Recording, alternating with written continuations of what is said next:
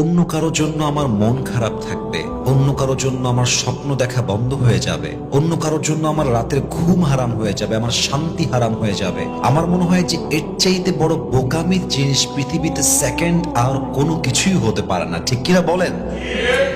और भी दुख है जमाने में मोहब्बत के सवा, राहतें और भी है वसल के राहत के सवा। तू नहीं तो कोई और सही, कोई और नहीं तो कोई और सही, बहुत लंबी है जमी मिलेगी लाखों हंसी, इस जमाने में सनम तू अकेला तो नहीं।